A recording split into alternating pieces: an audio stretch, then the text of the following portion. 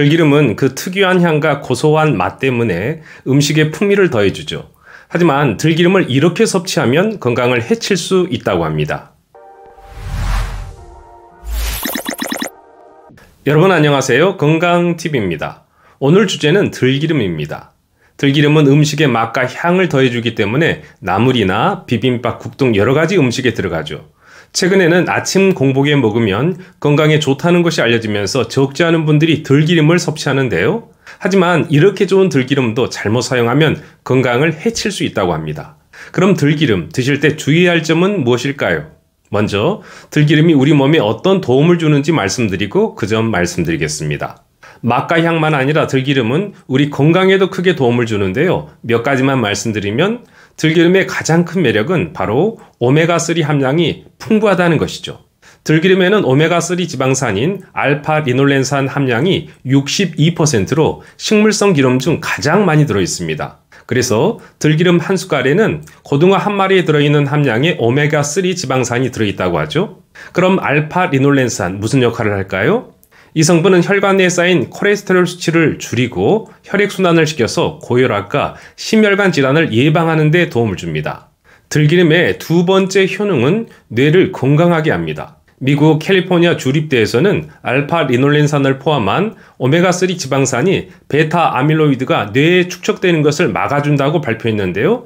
이 베타 아밀로이드는 치매를 유발하는 물질로 잘 알려져 있죠. 따라서 들기름을 드시게 되면 뇌세포 산화를 줄이고 뇌신경세포를 보호해서 치매를 예방합니다.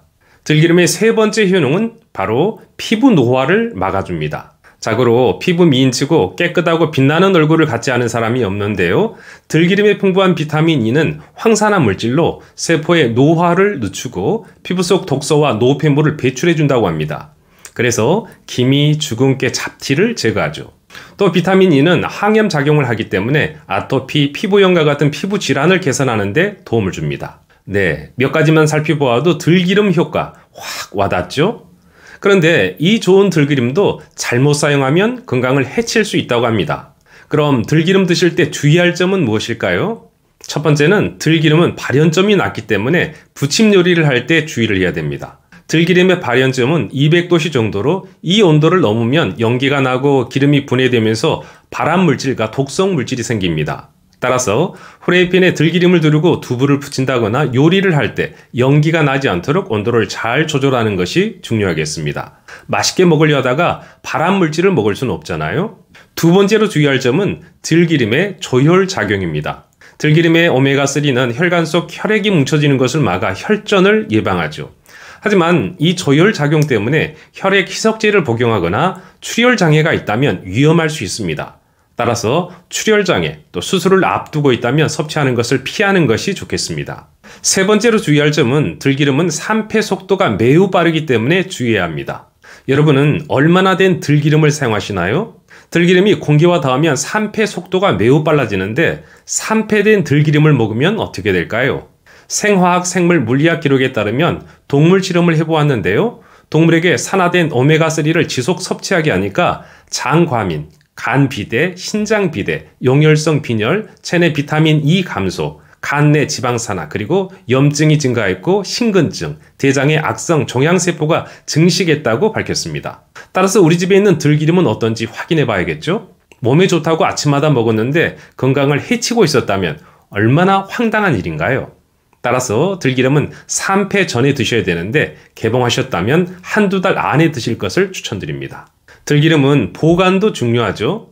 참기름은 실온 보관이지만 들기름은 4도씨 이하 보관이라는 것을 알고 계시죠? 보통 냉장고에 보관하는데요. 그렇다면 이런 점을 주의해야 합니다.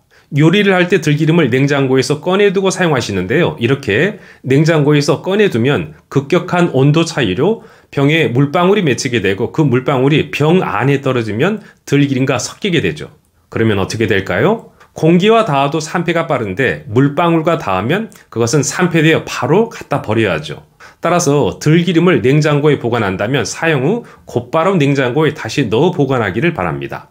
네, 오늘은 들기름을 드실 때 유의할 점을 말씀드렸는데 어떠셨나요?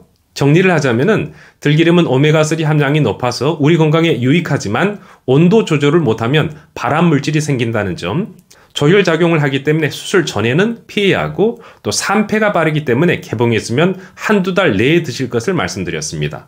또 병 안에 물방울이 있다면 산패되었으니 버려야 한다는 점도 말씀드렸죠. 서양에 올리브유가 있다면 한국에는 들기름이 있다는 말이 있을 정도로 들기름은 건강에 유익하죠.